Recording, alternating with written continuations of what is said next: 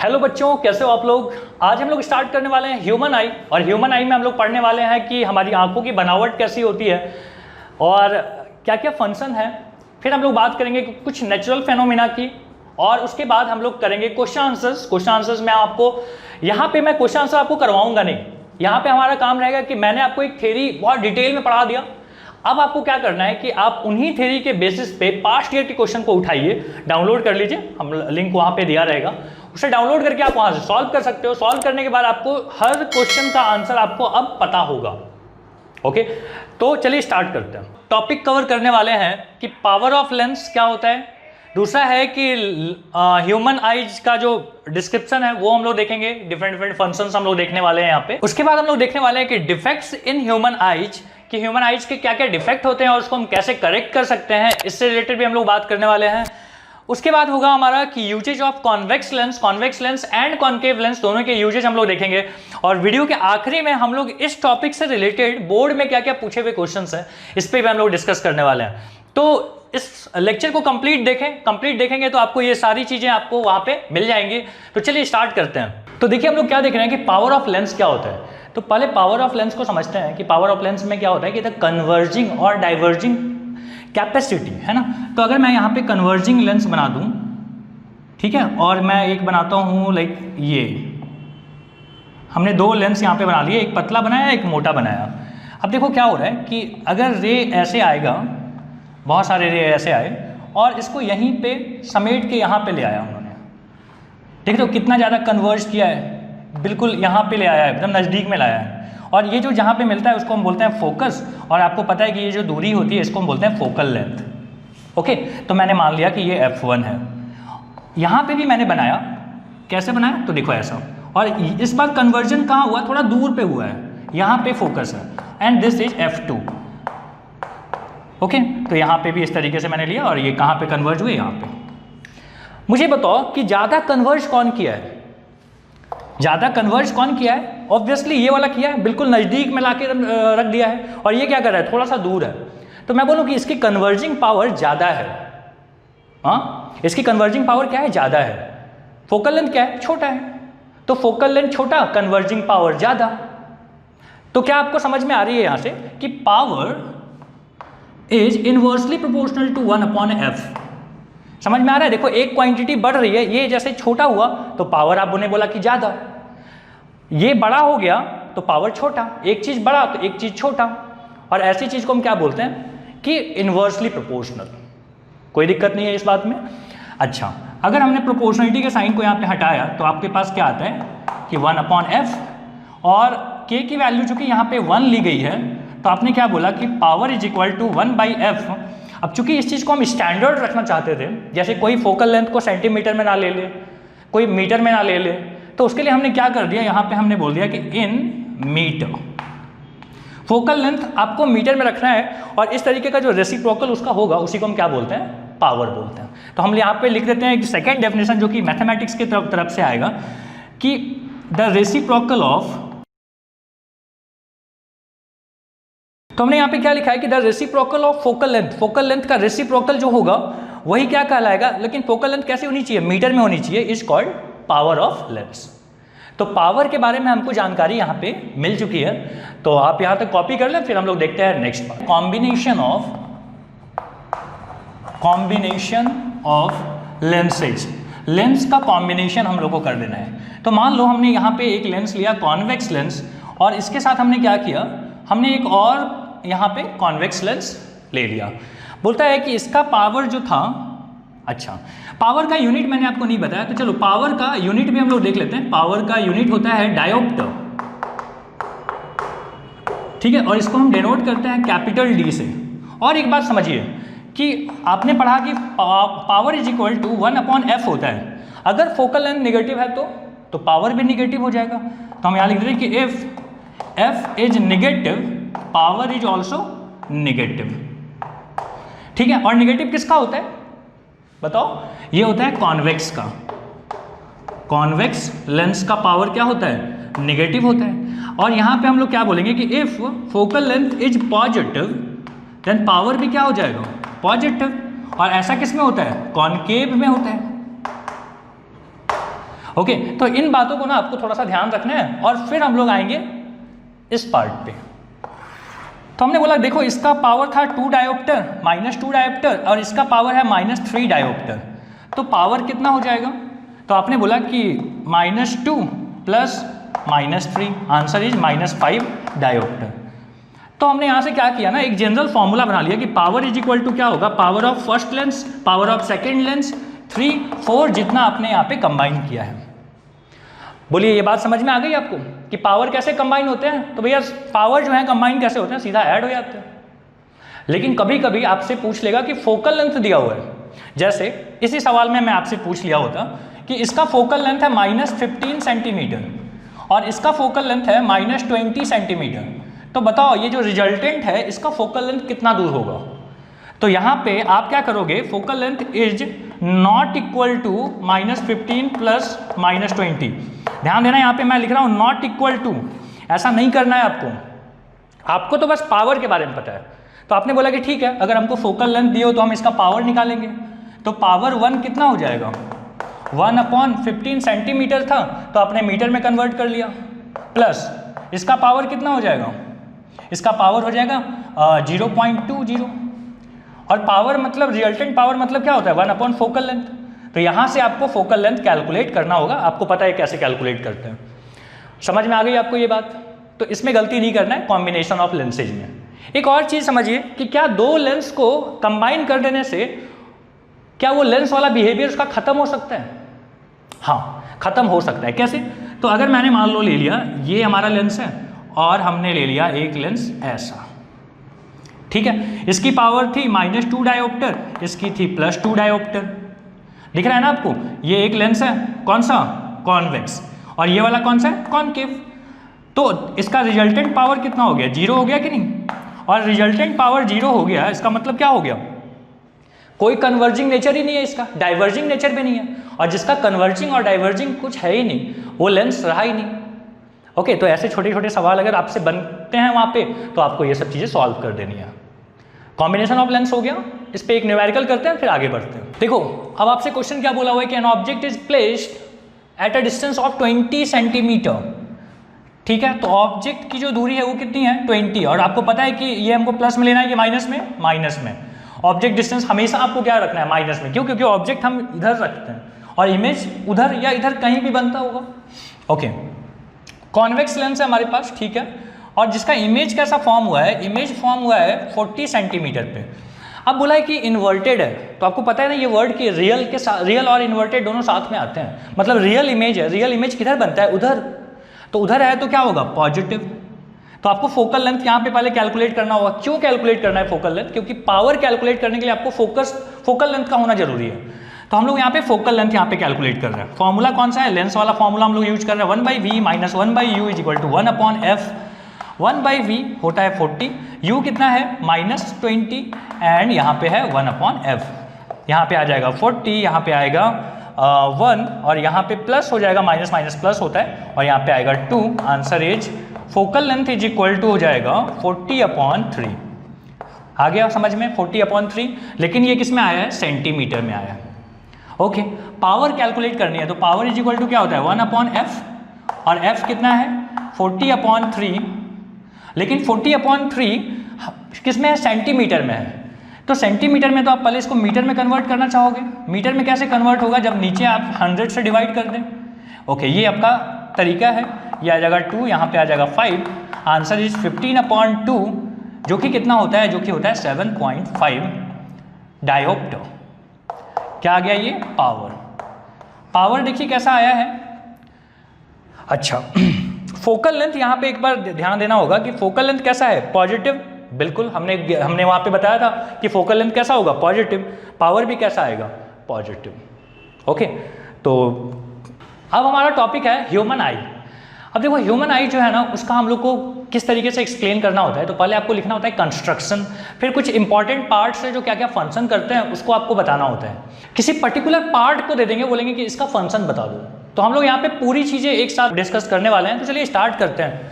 तो देखो ह्यूमन आई का पहले बनावट कैसी होती है, तो ये है इसका डायग्राम। ये आपको थोड़ा ध्यान रखना होता है कि देखो ये है ना सिलियरी मसल्स है, यहाँ पे जो ऐसे बना हुआ है सिलियरी मसल्स हैं। This is iris, प्यूपिल, crystalline lens, cornea, और इन्हीं चीज़ के बारे में हम यहाँ पे पढ़ने वाले हैं। तो पहले तो समझ लेते हैं यहाँ से कि कॉर्निया क्या होता है। कि कॉर्निया क्या है कि थीन ट्रांसपेरेंट मटेरियल होता है, ठीक है। और हम यहाँ पे लिख देंगे कि आउटर कवर ऑफ आईज। आँख का जो आउटर कवर होता है ना, उसी को हम क्या बोलते हैं, कॉर्निया बोलते हैं। ट्रांसपेरेंट होता है ये, और ये क्या करता है, तो ये प्रोटेक्ट करता है हमारी आंखों को डस्ट पार्टिकल और बाकी पार्टिकल्स से को आने से अंदर, ठीक है। तो हम लोग को समझ में आ गया कि कॉर्निया क्या होता है। दूसरी चीज़ है कि आइरिस क्या होता है। आइरिस आपको पता है ना कि सबके आंखों के कलर्स अलग अलग होते हैं, है ना। Blue eyes, brown eyes, black eyes. तो ये जो ब्लैक, ब्राउन और ये सब चीज़ें हमने देखा, ब्लू, वो क्या है, वो कौन है वो, तो वो आइरिस है, उसी का कलर होता है। तो ये कलर ऑफ आइज यही बताता है। और ये क्या होता है, तो डार्क फ्लैशेज स्क्रीन होता है बिहाइंड द कॉर्निया। कॉर्निया सबसे फ्रंट में, उसके पीछे कौन, उसके पीछे आइरिस, ठीक है। उसके बाद है प्यूपिल। प्यूपिल क्या होता है, तो स्मॉल होल्स होता है आइरिस में, आइरिस के अंदर स्मॉल होल होता है। यहाँ पे देखिए ये है, इसी को हम यहाँ पे बोलते हैं आइरिस, प्यूपिल। और ये प्यूपिल का क्या होता है, इसका डायमीटर चेंज होते रहता है। सर्कल है, डायमीटर इसका क्या होता है, चेंज होते रहता है। किस चीज़ पे ये रिस्पॉन्ड करता है, तो भाई बहुत ब्राइट लाइट है तो छोटा कर लेगा, और अगर डीम लाइट है तो अपने आप को बड़ा कर लेगा। क्या अपने आप को बड़ा कर लेगा, डायमीटर। ओके, प्यूपिल वाली बात हो गई। अब हम देखते हैं कि लेंस क्या होता है। तो लेंस क्या होता है कि on the surface of iris, एक तो आइरिस है, आइरिस के सरफेस पे ही कौन होता है, तो ये लेंस होता है। और प्यूपिल के बिहाइंड होता है ये चीज़, ओके। ये पार्ट हमारा थोड़ा इंपॉर्टेंट हो जाता है कि रेटिना क्या होता है। तो रेटिना स्क्रीन है, यहाँ पे रेटिना जो है ना, ये स्क्रीन है, इस पे क्या होता है, इमेज बन के आते हैं। अब इमेज बन के आते हैं जिस स्क्रीन पे, उसको हम रेटिना बोलते हैं। रेटिना में ऐसा क्या होता है कि जो स्क्रीन को कन्वर्ट, मतलब जो हमें इमेज मिला, ऑप्टिकल इमेज जो मिला है, उसको डिजिटल फॉर्म में कन्वर्ट करेगा ना, ताकि इलेक्ट्रिक सिग्नल्स के थ्रू हमारे ब्रेन को पहुंच पाए। तो हम क्या करते हैं, उसमें हमारे पास दो सेल होता है, जो कि एक होता है रॉड सेल, एक होता है कोन सेल। रॉड सेल जो है वो सेंसिटिव होता है डीम लाइट के लिए। अगर लाइट डीम है तो वहाँ पे कौन सेंस करके बताता है, तो रॉड सेल। अगर किसी का रॉड सेल कम है तो क्या होगा, उसको रात में दिखाई नहीं देगा प्रॉपरली, है ना। अगर मैं बोलूँ कि आउल का क्या होता है कि उसको रात में भी दिखाई देते हैं, इसका मतलब उसमें क्या होता होगा, रॉड सेल ज़्यादा होते होंगे, ओके। कोन सेल का क्या काम है, तो कोन सेल जो है वो ब्राइट लाइट को सेंस करता है। बहुत ब्राइट लाइट है तो कौन सेंस करेगा, कौन बताएगा कि कितना इंटेंसिटी, कितना आपको क्लियर दिखाई दे रहा है, ये कौन बताएगा, कोन। और क्लियरिटी की जब हम बात करते हैं ना, तो उसमें कलर्स भी आते हैं, तो ये कलर्स को भी कौन सेंस करता है, कोन सेल। अगर कोई कलर ब्लाइंड है तो क्या प्रॉब्लम है, कहाँ पे प्रॉब्लम है, कोन सेल में। यहाँ तक समझ में आ गया, ठीक है। पहले आप यहाँ तक कॉपी कर लें, और उसके बाद फिर हम लोग देखते हैं नेक्स्ट पार्ट। अब देखो, नेक्स्ट जो हमारा फंक्शन हम लोग को पढ़ना है ना, वो है हमारा सिलियरी मसल्स का क्या फंक्शन होता है। तो सिलियरी मसल्स क्या होते हैं, लाइक यहाँ पे देखिए आप कि ये क्या करेगा, ऐसे पकड़ के खींच लेगा इसको। तो यहाँ पे जो लेंस से कनेक्टेड होगा, ये वाला पार्ट मान लो यहाँ से कनेक्टेड होगा, तो लेंस भी क्या हो जाएगा, खिंचा जाएगा। और अगर खींच दिया जाए तो क्या होगा, लंबा हो जाएगा। लंबा होगा तो क्या होगा, पतला भी हो जाएगा। तो ये क्या करता है ना, ये लेंस की थिकनेस को कंट्रोल करता है। कैसे, खींच के या फिर दबा के। क्यों, जरूरत क्या है उसको खींचने और दबाने की और उसके थिकनेस को बदलने की। तो आप देखिए कि अगर मोटा हो गया लेंस तो इसकी फोकल लेंथ क्या हो जाएगी, छोटी हो जाएगी। और अगर लेंस पतला हो गया तो फोकल लेंथ दूर हो जाएगी। अब हमारी आंखों में क्या होता है ना कि हम नज़दीक की भी चीज़ देख पाते हैं क्लियरली, और दूर की भी चीज़ हम देख पाते हैं क्लियरली। इसका मतलब क्या है कि वहाँ पे एकोमोडेशन हो रहा है, खुद ही आंख क्या कर रहा है, एकोमोडेट कर रहा है। कैसे कर रहा होगा, तो सिलियरी मसल्स करके देगा। तो यहाँ पे ना एक और टर्म हम समझ लेंगे, पहले इसको आप देख लो कि ये क्या करता है, तो control the thickness of lens, okay. अब है कि पावर ऑफ एकोमोडेशन।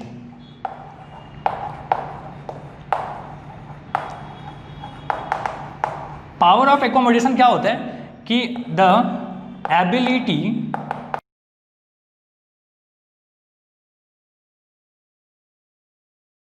तो हमने यहाँ पे क्या लिखा है कि पावर ऑफ एकोमोडेशन क्या होता है कि the ability of an eye या ability of eyes to see distant object as well as nearby object clearly. तो इसी चीज़ को हम क्या बोलते हैं, पावर ऑफ एकोमोडेशन।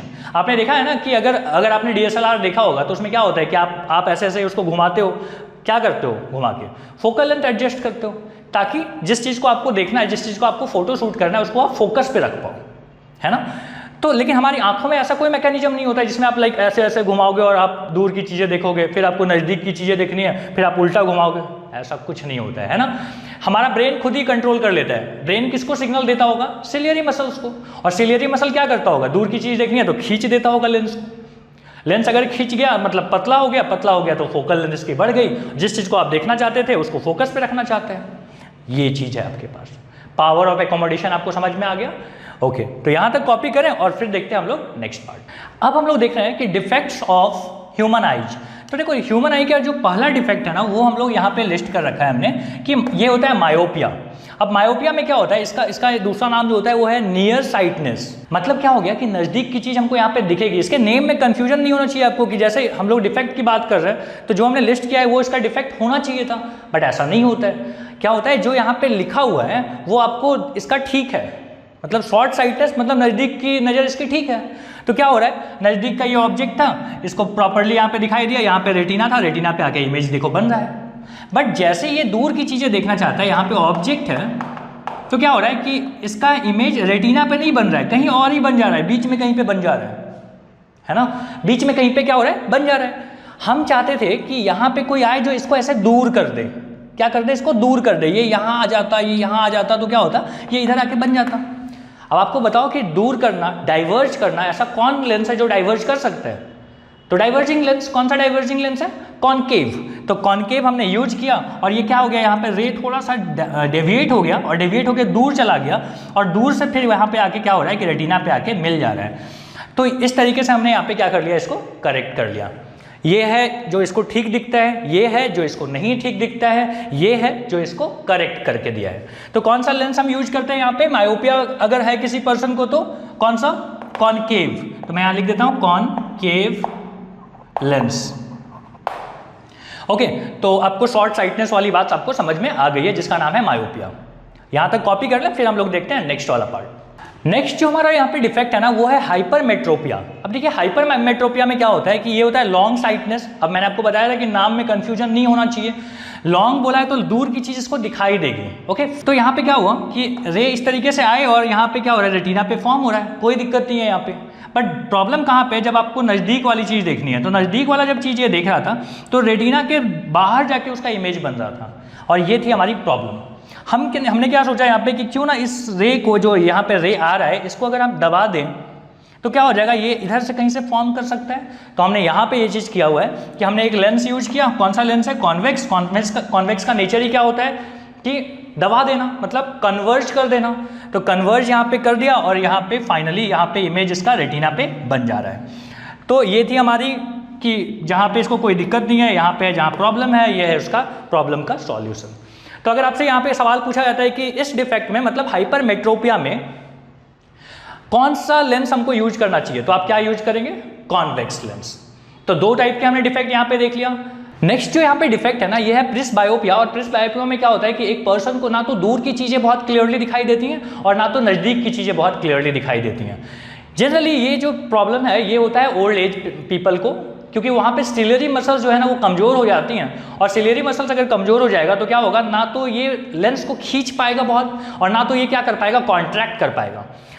तो इसको ठीक कैसे किया जाए? अब इसके ठीक करने के लिए हमारे पास हमें यूज करना पड़ेगा बाईफोकल लेंसेज। बाईफोकल लेंसेज क्या होता है कि दो, आपने देखा है कि कभी दादाजी के चश्मे में आपको ऐसा दिखाई देगा कि इस तरीके का, यहाँ बीच में एक लाइनिंग दिखाई देती है। अब ये लाइनिंग क्या होता है कि नीचे का लेंस कोई और है, ऊपर का लेंस कुछ और है। ओके, या फिर आपको ऐसा भी डिजाइन दिखाई देता है, मतलब यहाँ पे आपको दोनों लेंसेज यूज करने होंगे। तो इस तरीके से हमने सारे डिफेक्ट जो है ना यहाँ पे कवर कर लिया है। सो आप इसको भी कॉपी कर ले, मैंने सारे इंपॉर्टेंट पॉइंट यहाँ पे लिख रखा है। और ये हमारा लास्ट टॉपिक है। लास्ट टॉपिक है persistence of vision.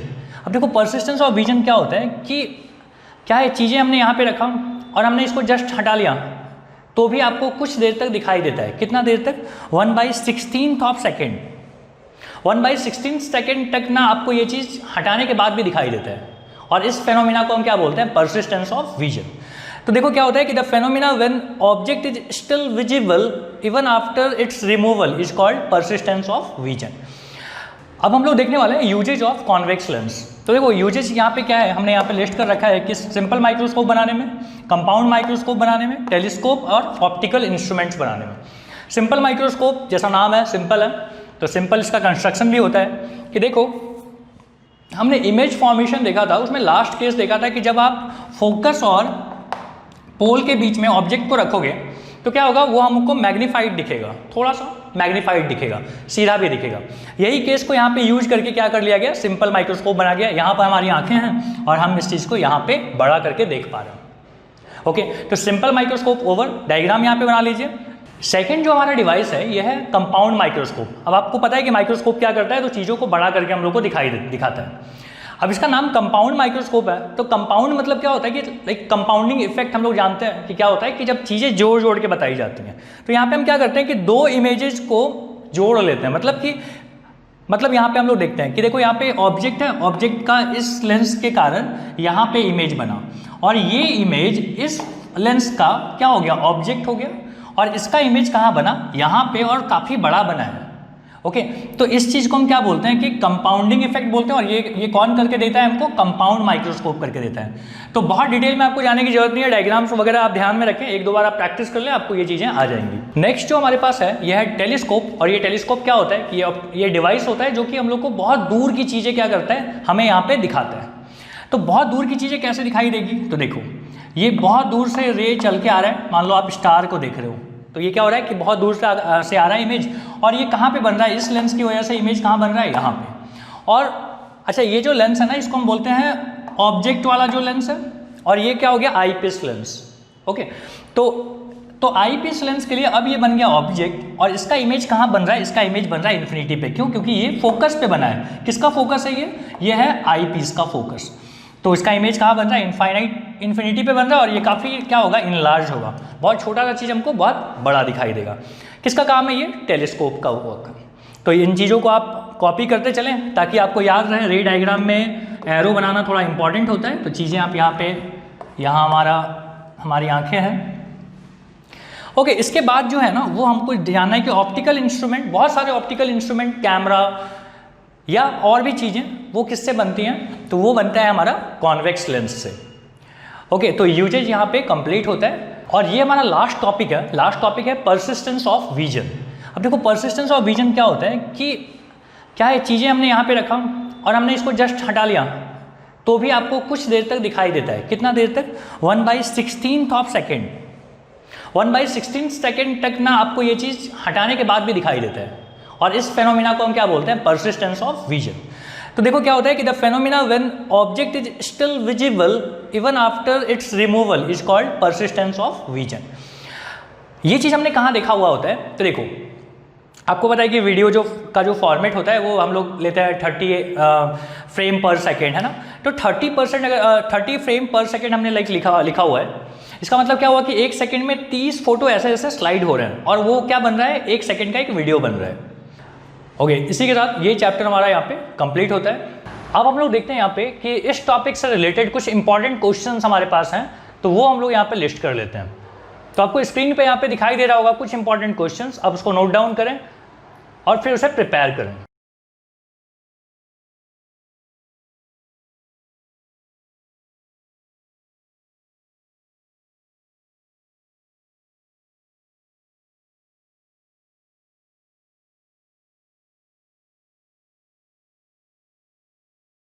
Scattering of light. Scattering of light को पहले हम लोग डिफाइन कैसे करते हैं, ये हमने यहाँ पे लिख रखा है कि scattering of light means throwing of light in various random direction. देखिए यहाँ पे एक स्मॉल पार्टिकल्स हैं और लाइट अगर इस पर फॉल होती है तो ये अलग अलग डायरेक्शन में यहाँ पे एक रिफ्लेक्शन होगा, और इस चारों तरफ के रिफ्लेक्शन को हम लोग यहाँ पे बोलते हैं स्कैटरिंग ऑफ लाइट। ठीक है, फिर हम लोग देख रहे हैं, पहले आप यहाँ तक कॉपी करें फिर आगे बढ़ते हैं। सेकेंड पार्ट हम लोग देख रहे हैं टिंडल इफेक्ट। तो देखिए टिंडल इफेक्ट हम लोग को क्या बताता है कि scattering of light by the particle in its path is called Tyndall effect. Means यहाँ से लाइट आ रही है और इसी पाथ में हम जो इसके पार्टिकल्स होंगे वो स्कैटर अगर करें तो इसको हम लोग बोलते हैं टिंडल इफेक्ट। ध्यान से देखिए, जिस पाथ में लाइट आ रहा है उसी पाथ में अगर स्कैटरिंग हो रही है बाय स्मॉल पार्टिकल्स तो हम लोग इसको बोलते हैं टिंडल इफेक्ट। अब टिंडल ने देखिए इसके साथ और कुछ चीजें डिस्कवर किया हुआ है। उन्होंने क्या बताया कि व्हाइट लाइट जिसमें 7 कलर्स हैं वो किसी भी लिक्विड या गैस से अगर वो पास हो रहा है जिसमें कि सस्पेंडेड पार्टिकल्स हैं तो क्या होगा, तो शॉर्टर वेवलेंथ वाले जो लाइट हैं वो ज्यादा स्कैटर होंगे as compare to larger wavelength वाले लाइट के कलर्स। तो देखिए हम लोग को पता है कि विबग्योर के अकॉर्डिंग रेड की वेलोसिटी बहुत ज्यादा होती है, इसलिए इसकी वेवलेंथ भी ज्यादा होगी। और हम लोग यहाँ पे ब्लू देख रहे हैं, ब्लू की वेवलेंथ क्या होती है, छोटी होती है एज कंपेयर टू रेड। तो ये क्या होगा, यहाँ पे ब्लू कलर ज्यादा स्कैटर होगा as compare to red colour. ठीक है, जो कि हमने यहाँ पे लिखा है shorter wavelength so it scatter easily. यहाँ तक कॉपी करें, फिर अपन देखते हैं आगे की बात। अपन देख रहे हैं the scattering of light depends on the size of scattered particle. बाकी किन्हीं भी चीजों पे डिपेंड नहीं करता, ना ही डेंसिटी पे डिपेंड करती है, डेंसिटी पे भी ये डिपेंड नहीं करता है, ध्यान रखिएगा। तो ये केवल और केवल डिपेंड करता है पार्टिकल्स के साइज पे। तो देखिए अगर छोटे पार्टिकल्स हैं तो कुछ और बिहेव करेगा, किस तरीके से करता है रिस्पॉन्ड, और बड़े पार्टिकल्स के लिए कैसे रिस्पॉन्ड करेगा वो हम लोग यहाँ पे देख रहे हैं। तो सबसे पहले हम लोग देख रहे हैं dust particle and water droplets जो कि एटमॉस्फेयर में ऑलरेडी प्रेजेंट होते हैं। तो चूंकि इनकी साइज बड़ी होती है तो ये क्या करते हैं कि ये हमने यहाँ पे क्या लिखा है, dust particle and water droplet in atmosphere are much larger than the wavelength range of visible light. तो विजिबल लाइट का जो वेवलेंथ है उससे काफी बड़ा साइज होता है इनका, डस्ट पार्टिकल और वाटर का। इसलिए ये क्या करते हैं, व्हेन लाइट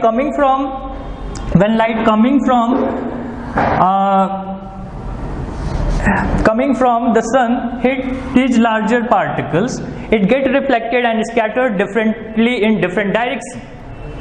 नेक्स्ट पॉइंट जो हमने यहाँ पे लिखाया है कि the different colors of white light are reflected by the dust and water particle in the same way. Due to this the scattered light appear white. देखिए इसका मतलब क्या होता है कि चूंकि यहाँ पे क्या हो रहा है, ये साइज इसकी बड़ी है, लाइट यहाँ पे आएगा और ये जो विजिबल रेंज है लाइट का, इसकी वेवलेंथ इसके डस्ट पार्टिकल या वाटर ड्रॉपलेट से छोटा होता है। इसकी वजह से क्या होता है, सारे कलर्स स्कैटर होंगे और सारे कलर स्कैटर होके वापस वो हमें क्या दिखेंगे, व्हाइट कलर में दिखेगा। मीन्स यहाँ पे जो स्कैटरिंग होगी उसका कलर अगेन क्या होगा, व्हाइट कलर का होगा। तो इतना कॉपी करें, फिर हम लोग देखते हैं कि टाइनी पार्टिकल से कैसे रिफ्लेक्शन होंगे, कैसे स्कैटरिंग होगी। ओके, चलिए अब हम लोग देखते हैं दूसरे टाइप के पार्टिकल्स को जो बहुत ही छोटे पार्टिकल्स हैं, जैसे N2, H2, O2 एक्सेट्रा। तो ये भी एटमॉस्फेयर में होते हैं। तो यहाँ पे क्या होगा कि different colours of light have different wavelength, so they affect differently. Okay, the lower wavelength light that is blue are scattered much more by the air differently. देखिए मैं आपको यहाँ पे समझा देता हूँ कि ये छोटे पार्टिकल्स हैं। कौन कौन छोटे पार्टिकल्स हम लोग यहाँ पे ले रहे हैं, N2, H2, O2 या फिर और भी जो मॉलिक्यूल्स हैं ये काफी छोटे हैं होते हैं as compare to dust particle and water molecules. तो ये क्या करेंगे, ये सारे कलर्स को स्कैटर नहीं कर पाएंगे, ये हर एक अलग अलग कलर्स के लिए अलग अलग तरीके से बिहेव करेंगे, अलग अलग तरीके से वहां पे स्कैटरिंग होगी। और जो लोअर वेवलेंथ वाले लाइट होंगे जिसको अपन ब्लू बोल रहे हैं, ये क्या होगा, ये ज्यादा स्कैटर होगा। और ऐसा हमें किसने बताया था, ऐसा हमें टिंडल ने बताया था कि टिंडल इफेक्ट में हम लोग देख चुके हैं कि टिंडल ने बताया था हमें कि ब्लू कलर मीन्स जो शॉर्टर वेवलेंथ वाले लाइट होते हैं, कलर्स होते हैं, वो ज्यादा स्कैटर होते हैं। अब हम लोग नेक्स्ट पॉइंट, सनलाइट को हम लोग बोल रहे हैं, fall on the extremely small particles like air molecules present in a atmosphere, it is not scattered as white light. क्यों, क्योंकि यहाँ पे सारे कलर्स स्कैटर नहीं हुए हैं जो कि आगे जाके मिलके व्हाइट लाइट बनाने वाले हैं। यहाँ पे अलग अलग कलर्स अलग अलग तरीके से स्कैटर हुए हैं और ये व्हाइट लाइट नहीं बनाएंगे। नेक्स्ट पॉइंट है कि the molecules of air scattered mainly the lower wavelength of light which has blue shade. Blue shade वाले यहाँ पे होंगे। देखिए मैं यहाँ पे दो ही कलर्स की क्यों बात कर रहा हूँ, एक रेड की बात कर रहा हूँ, एक ब्लू की बात कर रहा हूँ। क्यों, क्योंकि रेड कलर और ब्लू कलर यही डोमिनेंट कलर्स होते हैं 7 कलर्स में से। तो हम लोग यहाँ पे दो कलर्स की बात करेंगे, रेड और ब्लू। रेड जिसकी वेवलेंथ ज्यादा होती है और इसकी वेवलेंथ कम होती है, छोटी होती है। तो यहाँ तक कॉपी करें, फिर हम लोग देखेंगे कि स्काई का कलर ब्लू क्यों होता है और मॉर्निंग के टाइम पे ये रेड क्यों होता है। ओके, अब हम लोग देखते हैं ब्लू कलर ऑफ स्काई, क्यों हमें ब्लू दिखता है। तो देखिए मैंने कुछ पॉइंट्स लिखे हैं, पहले अपन इसको डिस्कस कर लेते हैं, फिर इसको समझाने की कोशिश करता हूँ कि since our atmosphere is a mixture of small and large suspended particles, okay, large particles are responsible for white light, जो कि अभी अभी हमने देखा। Small particles are responsible for blue light, ये भी अभी हमने देखा। अब क्या हो रहा है, some of the blue colours scattered through this small particles and our sky appears blue. ये बात हम लोग को समझनी होगी कि क्या हुआ कि ये एटमॉस्फेयर है, ये अर्थ है, यहाँ पे ये सब चीजें हो रही हैं, यहाँ पे स्मॉल पार्टिकल्स थे, लाइट इस पे पड़ा, यहाँ पे स्कैटरिंग हो रही है, और ये जो स्कैटर्ड लाइट है ये हमारे आंखों पे भी पड़ रहा है, और जैसे जो लाइट हमारे आंखों पे पड़ती है हमें वही चीजें दिखती हैं। तो हमें यहाँ पे क्या दिख रहा है कि ब्लू कलर स्कैटर होकर हमारे आंखों पे पड़ रही है, और हम ऊपर अगर देखते हैं तो ये हमें पूरा का पूरा स्काई हमें ब्लू कलर का दिखता है। नोट में एक चीज लिख लीजिए कि if there is no atmosphere the sky appears black. Copy करें। अब हम लोग देखते हैं colour of sky during sunrise and sunset. तो देखिए ड्यूरिंग सनराइज एंड सनसेट ये अर्थ है और ये हमारा एटमॉस्फेयर है। ड्यूरिंग सनराइज एंड सनसेट सन का पोजीशन कुछ यहां पे होता है, और एज कंपेयर टू, अगर मैं यहां से कंपेयर करूं तो सन का डिस्टेंस और यहां पे ऑब्जर्वर अगर है तो ये डिस्टेंस ज्यादा होता है एज कंपेयर टू ये डिस्टेंस। तो चूंकि लाइट काफी दूर से चल के आ रहा है तो most of the blue colour जो है वो स्कैटर हो जाते हैं पहले ही, और हमारे लाइन ऑफ साइट से दूर हो जाते हैं काफी। लाइन ऑफ साइट से दूर होने की वजह से हमें ये ब्लू कलर जो है स्कैटर्ड हुआ है ये हमें दिखता नहीं है, और हमारे पास ब्लू कलर फ्री एक लाइट पहुंचता है जो रेड कलर होगा, और इस टाइम पे सन का कलर और स्काई का कलर ये हमें पूरा रेड दिखता है या ऑरेंज दिखता है। अब देखिए इस चीज को मैंने यहाँ पे 2 पॉइंट्स में बताया है कि most of the blue colour scattered out and away from the line of sight. Okay, दूसरा पॉइंट है कि behind mainly red colour in the direct sunlight beam that reaches our eyes and thus, last point लिख दीजिए, and thus sky appears red during sunrise and sunset। ये 3 points में आपके answers complete हो जाते हैं। आप अगर चाहो यहाँ पे डायग्राम भी बना सकते हो, डायग्राम आपके आंसर को बूस्ट करेगा। और इस तरीके से हमने स्कैटरिंग ऑफ लाइट कंप्लीट किया। कॉपी करें। उम्मीद है कि आपको ये लेक्चर समझ में आया होगा, और अगर आपको समझ में आ गया है तो आपका अब जो काम है, जैसा मैंने आपको बताया था कि पास्ट ईयर के क्वेश्चंस आपको करने चाहिए, पास्ट ईयर के क्वेश्चंस आप कर लीजिए और यहाँ पे ये चैप्टर कंप्लीट होता है। Thank you.